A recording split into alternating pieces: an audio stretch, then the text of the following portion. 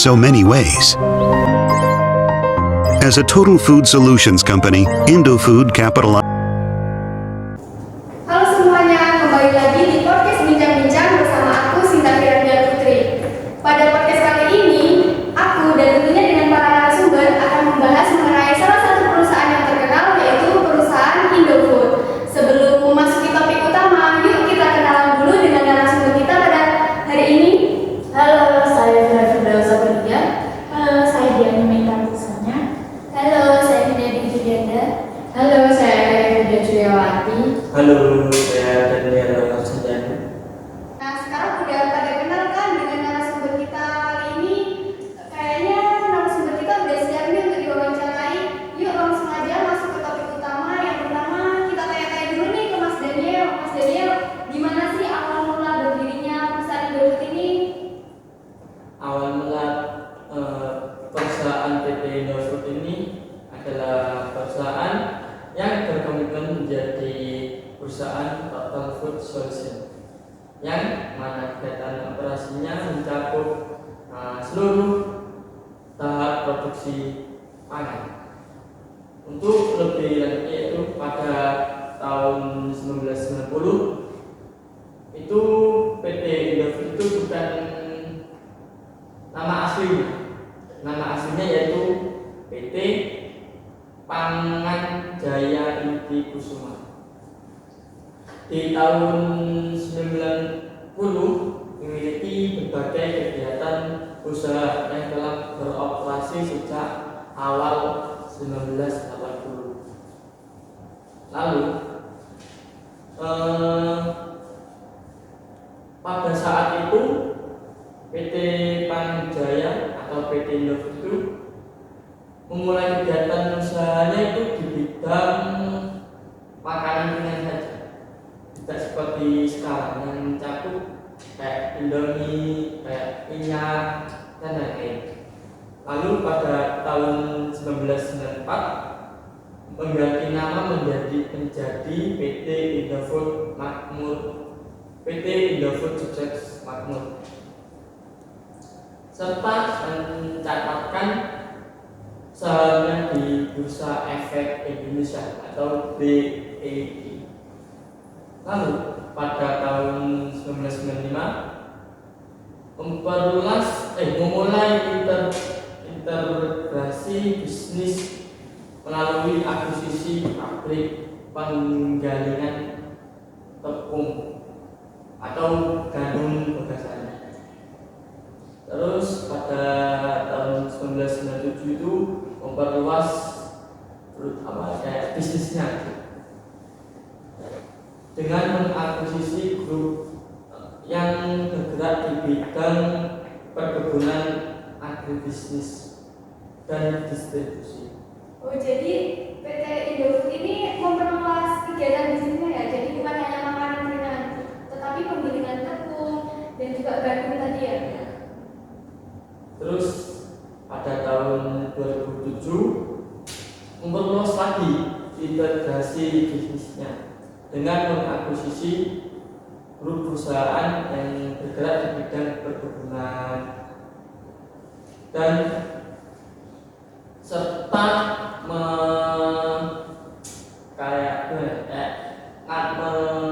mengusahakan grup agribisnis yang di Singapura, yaitu yang bernama Agri Solution Ltd atau yang bertempat di Stock Exchange atau SPE.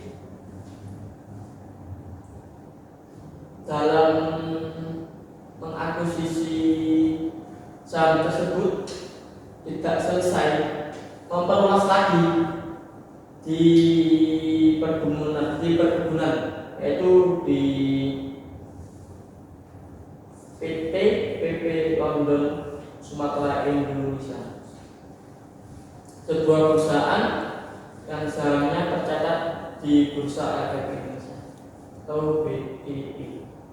Lalu pada tahun 2008 grup PT Indofood itu memasuki kegiatan usahanya dalam bidang gula.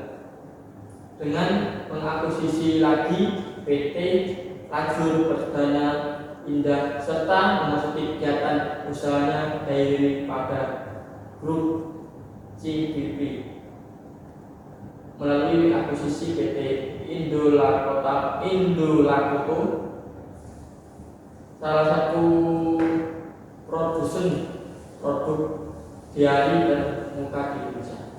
Oh, jadi PT Indolakoto ini termasuk dalam anak perusahaan PT Indofood ya? Ya. Terus pada tahun 2010 itu mencatatkan sahamnya di Bursa Efek Indonesia. Jadi mulai tahun 1990 awal berdirinya PT Indofood sampai baru kayak benar-benar bursa efeknya itu dijual belikan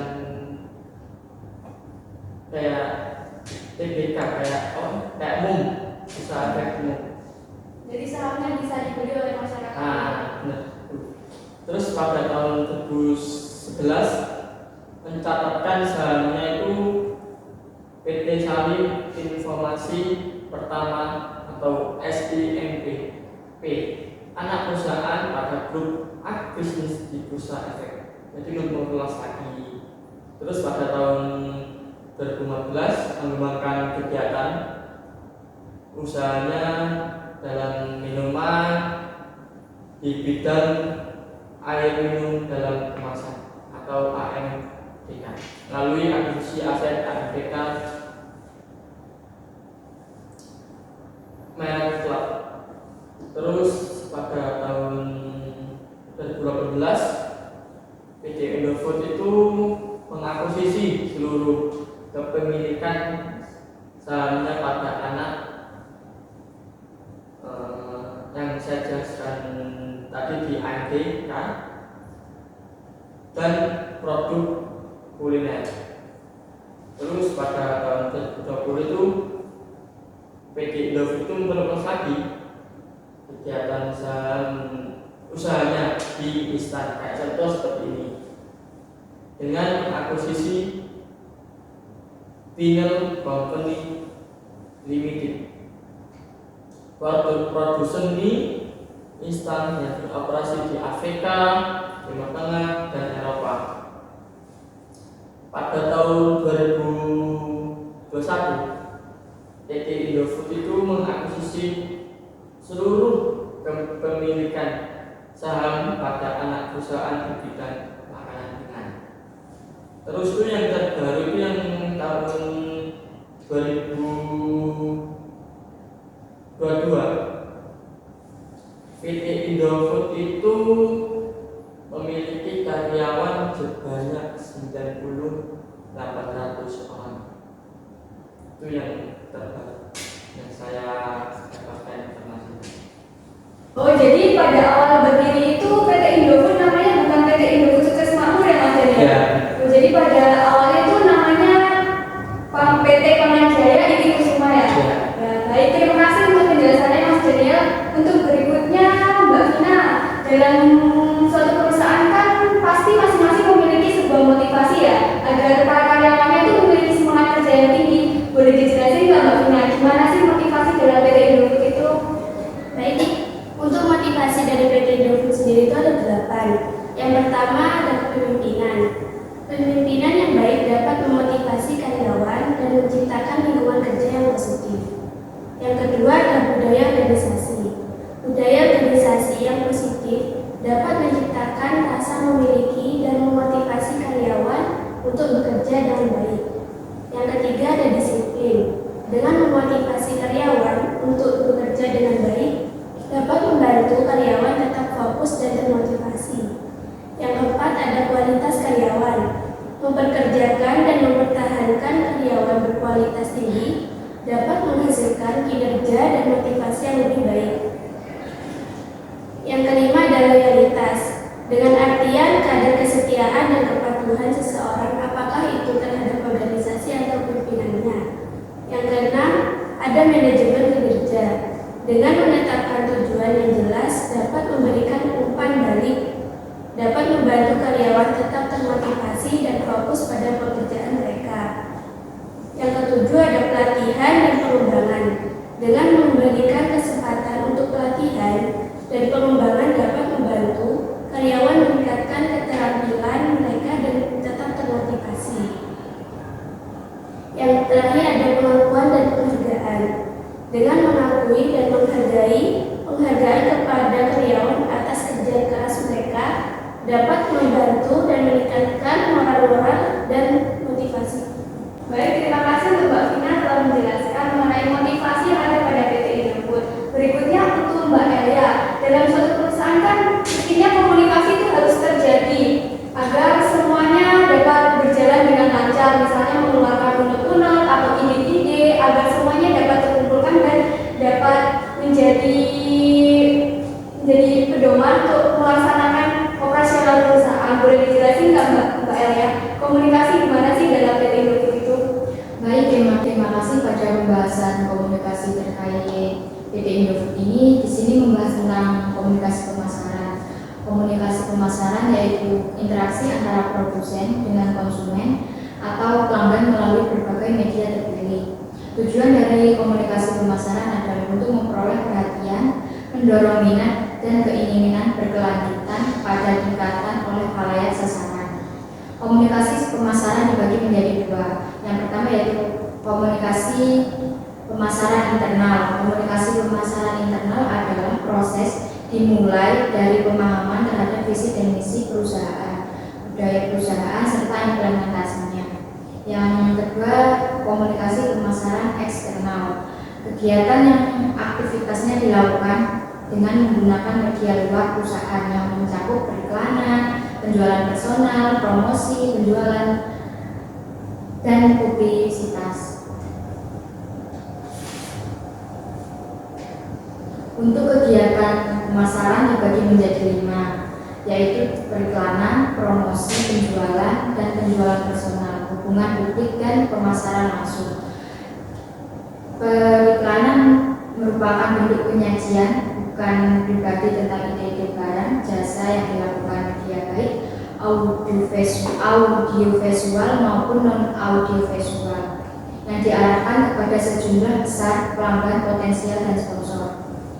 Untuk promosi penjualan adalah intensif jangka pendek untuk mendorong pembelian dan mendramatisasi penawaran. Untuk penjualan personal merupakan presentasi penjualan secara lisan dalam suatu komunikasi dengan calon pelanggan untuk menciptakan kegiatan pembelian. Terus untuk hubungan publik merupakan komunikasi dua arah perusahaan dengan publiknya. Terus yang terakhir yaitu pemasaran. Pemasaran langsung merupakan aktivitas komunikasi yang bersifat secara langsung atau biasa dengan terjun langsung ke pasar untuk memperoleh tanggapan atau reaksi cepat untuk membina hubungan loyalitas berkelanjutan.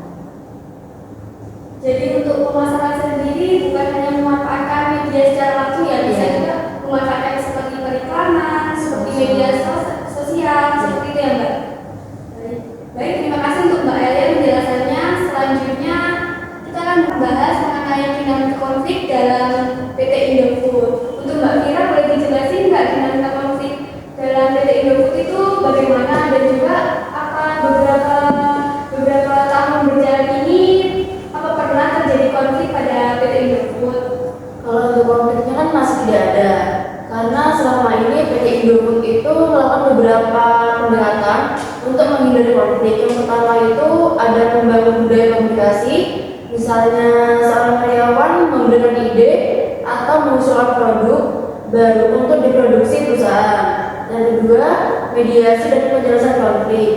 Misal seorang karyawan membantu mengidentifikasi masalah inti dan memfasilitas dialog antar karyawan dan mereka berdiskusi untuk mencari solusi yang tepat agar mendapatkan kesepakatan yang saling menguntungkan. Terus yang ketiga itu timbang pendapat, misal mengevaluasi kepuasan pelanggan terhadap produk atau layanan perusahaan. Jadi dalam hal ini pelanggan itu diminta untuk melakukan penilaian terhadap kualitas, harga, dan pelayanan perusahaan. Keempat itu pelatihan manajemen konflik, di mana proses individu atau kelompok belajar untuk memahami dan mengatasi konflik dan bertujuan untuk membekali peserta dengan keterampilan yang diperlukan untuk mengolah konflik. Misalnya, calon pegawai atau karyawan diajarkan untuk mengenali berbagai jenis konflik baik terjadi secara interpersonal maupun dalam konteks kelompok. Dan calon karyawan juga mengidentifikasi akar penyebab konflik dan memahami perspektif yang berbeda. Yang kelima itu ada kebijakan perusahaan yang jelas. Misalnya, perusahaan berkomitmen untuk memberikan lingkungan kerja yang aman dan sehat bagi semua karyawan. Yang kedua itu pengakuan dan penghargaan. Memiliki peran penting dalam menjaga konflik ini karena konflik terjadi seringkali ada kebutuhan untuk mengakui dan menghargai perspektif atau kepentingan pihak terlibat. Misalnya, seorang karyawan mendengarkan konflik antar karyawan dan tanpa menghakimi. Jadi, 6 pendekatan ini dilakukan oleh PT Indofood gunanya untuk meminimalisir konflik ya Mbak Fira, dan juga agar semua kegiatan operasional pada perusahaan itu bisa berjalan dengan baik. Terima kasih Mbak Fira untuk penjelasannya. Yang selanjutnya, pembahasan mengenai teknik pengendalian dan juga perannya dalam PT Indofood yang akan dijelaskan oleh Mbak Diani. Silakan Mbak Diani.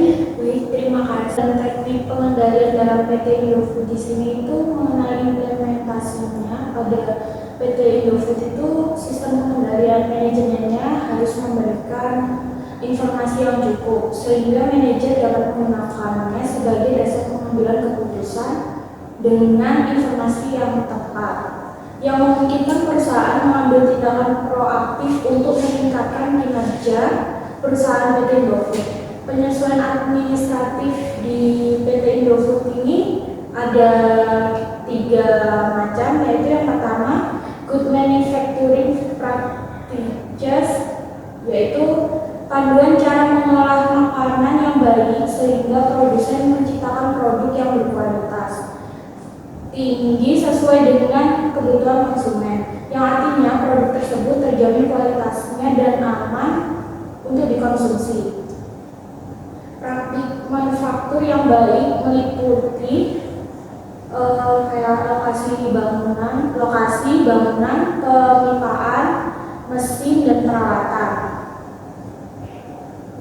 Lalu yang kedua ada tanggung jawab manajemen. Tanggung jawab pada manajemen meliputi kebijakan keamanan pangan dan keberadaan lingkungan kerja perusahaan. Lingkungan kerja perusahaan itu sendiri meliputi segala macam kegiatan untuk menjaga dan mendorong karyawan agar semangat dalam bekerja. Yang selanjutnya yang ketiga, menjalankan tata kelola yang baik. Dalam melakukannya, kami di sini harus memperhatikan tujuan sosial dan lingkungan melalui program berkelanjutan dan berbagai inisiatif masyarakat. Di sini kami sambil menerapkan berbagai kebijakan dan prosedur keamanan yang selalu diterapkan sesuai dengan perkembangan situasi. Terima kasih untuk penjelasannya Mbak Diani. Selanjutnya kita akan membahas mengenai sistem informasi pada PT Indofood yang akan disampaikan oleh Mbak Elia dan juga Mbak Fira. Baik, terima kasih. Pada umumnya SIM ini bertujuan untuk membantu manajemen dalam mengambil keputusan yang lebih efektif untuk mengumpulkan, mengolah dan menyajikan informasi yang relevan. Penerapan ini terjadi PT Indofood untuk membantu dalam pemasaran dan penjualan. Dalam hal ini SIM mengumpulkan data penjualan dari berbagai unit bisnis dan merek produk Indofood serta menganalisis tren penjualan, preferensi konsumen dan pangsa pasar untuk diidentifikasi. Yang kedua, rantai pasokan. Dalam hal ini SIM melacak persediaan bahan baku, proses produksi, dan distribusi produksi. Yang kedua, rantai pasokan. Dalam hal ini, SIM melacak persediaan bahan baku, proses produksi, dan distribusi produk Indofood untuk memastikan ketersediaan bahan yang tepat waktu, mengoptimalkan produksi, dan mengelola rantai pasokan dengan efisien. Yang ketiga, keuangan dan akuntansi. SIM juga mengintegrasikan data keuangan dari departemen dan unit bisnis di PT Indofood untuk menganalisis kinerja keuangan perusahaan, menyusun laporan keuangan, dan memantau anggaran. Yang keempat yaitu sumber daya manusia. Sumber daya manusia merupakan aset yang berharga bagi suatu perusahaan karena mereka bertanggung jawab untuk menjalankan tugas-tugas dan menjaga tujuan perusahaan. Di tugas SIM di sumber daya manusia ini melacak data karyawan termasuk informasi pribadi, riwayat pekerja, dan kinerja. Data ini digunakan untuk manajemen sumber daya manusia, mengembangkan karyawan, dan perencanaan kinerja. Dan analisis SIM membantu manajemen dalam mengidentifikasi kebutuhan pelatihan, meningkatkan retensi karyawan, dan melakukan evaluasi kinerja objektif. Untuk yang terakhir yaitu operasi dan produksi, merupakan suatu sistem untuk menyediakan barang-barang dan jasa yang dibutuhkan dan akan dikombinasi oleh anggota masyarakat. Operasi dan produksi dalam SIM ini mengumpulkan data tentang proses operasional dan produksi di PT Indofood.